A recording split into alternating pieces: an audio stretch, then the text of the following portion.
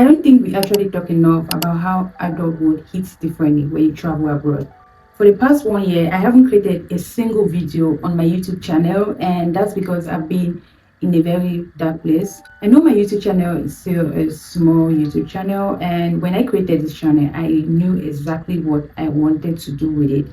I had it like in my mind, I already had a goal for creating that, and my goal then was to make videos to help students that want to study abroad, especially in Europe, and also like videos to on how they can apply to universities. And I mean, that was my goal, to help those who want to travel abroad find information on how they can research on this information, because a lot of people were really lost. And when I traveled, many people reached out to me and asked me how they can travel abroad for studies as well. So I decided to create this channel for that goal.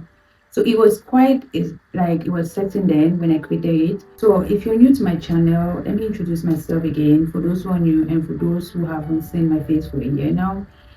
Hello everyone, my name is Golda and I am a Cameroonian who lives in Finland and some immigrant. 3 years ago, I moved to Finland with just my suitcase and my laptop as an immigrant. So for the past 3 years I've been here. It has been quite a journey and full of learning experiences. So in 2022, I graduated as an electrical and electronics engineer in Cameroon, and in that 2022, it was quite a difficult year as well. You know, when you are in school, you never actually know what it will look like when you leave school. Most times we already know that maybe we have it figured out, because we thought, in my place, I thought that since I was already investing a lot when I was in the university, I had networked with a lot of people. I had, I created networks for myself, and I was that student who also tried to build practical skills when she was in school. I was always on site working with my classmates. I'm gonna go out to learn tech skills. There were a lot of things I was doing while in the university. So in my mind, I knew for sure that I was going to get something when I graduate from school. But life is different from what we always think will happen. So in 2022, when I graduated from the university as an electrical engineer, I couldn't really get a job as an electrical engineer, though I was doing other volunteer work and also teaching in the university, which was the highest thing I could get then, and doing other things. So as usual, life wasn't really that easy after graduation in school. So fast forward to 2023, I got this opportunity to study abroad in Europe, and the opportunity was to study chemical engineering. It was a bachelor's in chemical engineering.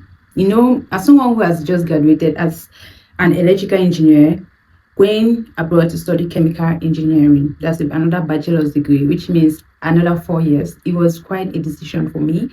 But then it is a great opportunity, and I took it. I was filled with both joy and also doubts, because I was wondering what it would feel like to go through the same process again for 4 years. I remember saying this like to a friend that, oh, 4 years, I can't really imagine how I'm going to go through the same process that I have just gone through in my bachelor's degree in electrical engineering again.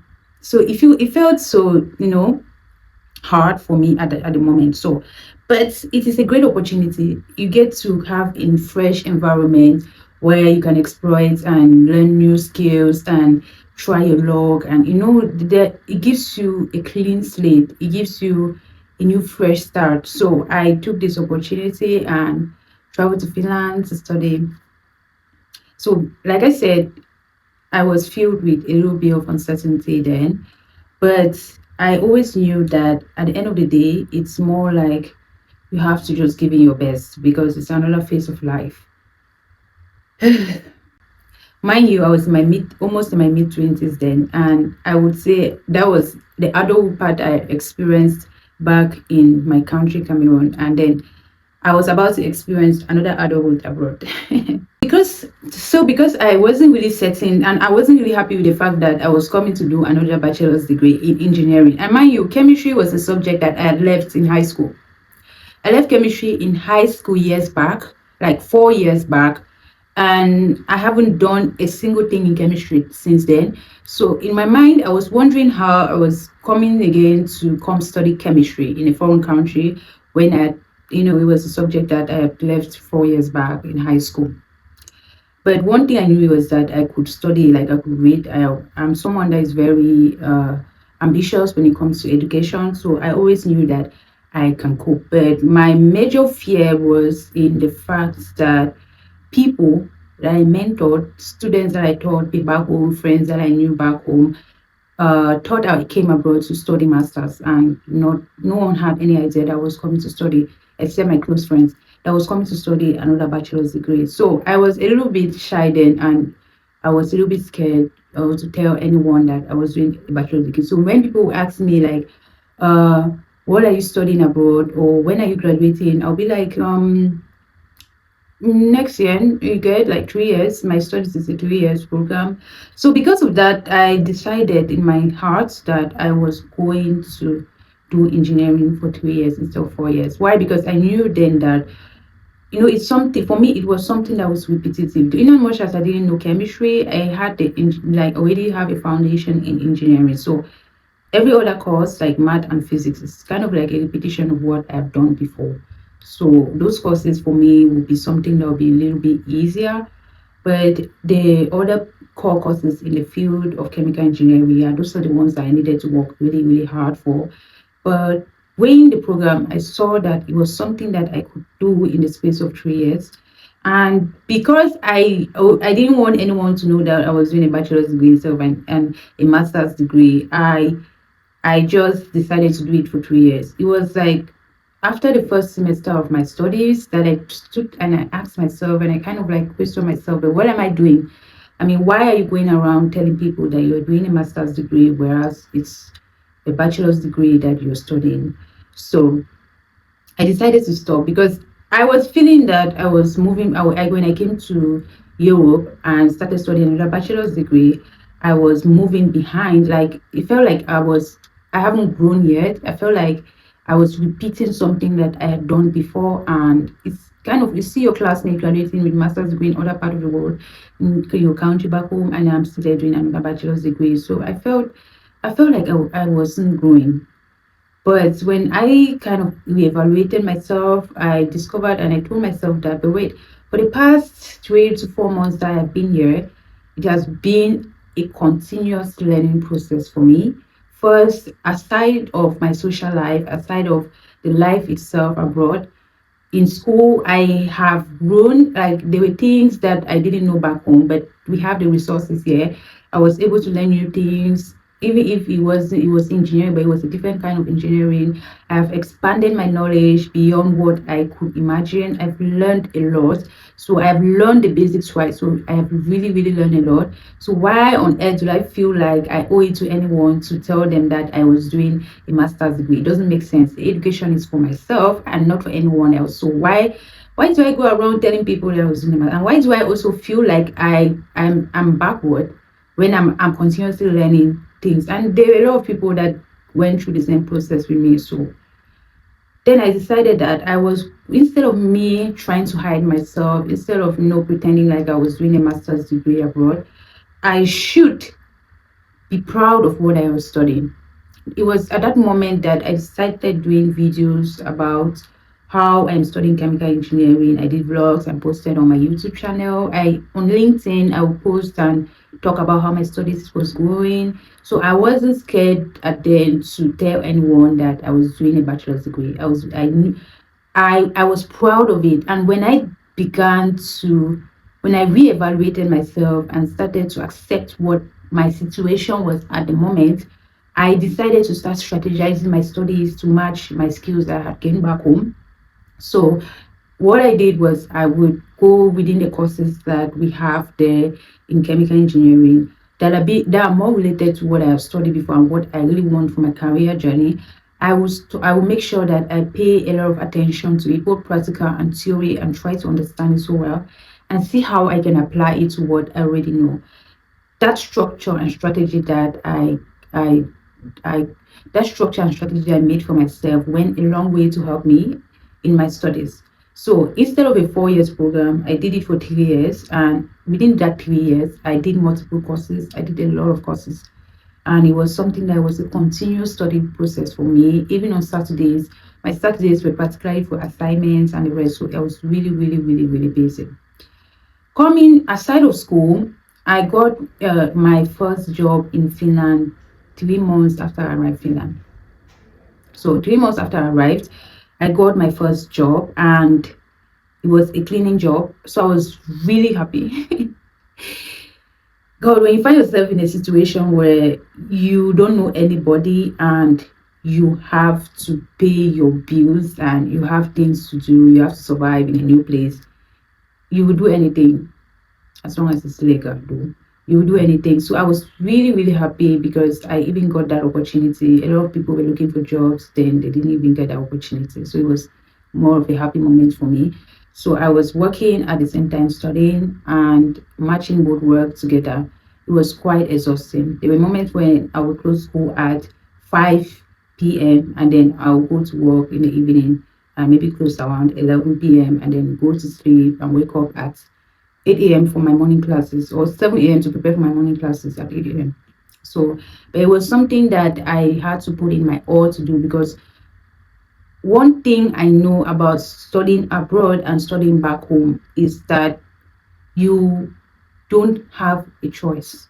You must do it. It's not like you can neglect your school. You're paying school fees of that's what millions in my currency and thousands of euros. So it's something that you must do, because at the end of the year you're going to pay fees. So if you don't complete your program, that's how you keep paying fees. And the good thing about my studies was also the fact that they gave scholarships for maybe a semester. They gave scholarship for 1 semester every year based on your performance the previous year. So it was something that was really good for us, but it was a tough journey. So in my first year studying chemical engineering there, the first summer I had the opportunity to do an internship in a company as an electrical engineer. So I was studying chemical engineering, but like I said, my goal was to build a career then in electrical engineering, because that was something that I had experienced in back home, and I had already it was more like something I love doing better. So I was applying to jobs in electrical engineering, and also got an internship then, where I got the opportunity to work as an intern and learn in electrical engineering while studying chemical engineering. So after 2 months of my internship, continued studies again, and it was honestly, schooling here and schooling back at home, it was really, really tough matching everything together. You're entitled to your life, the decisions you make.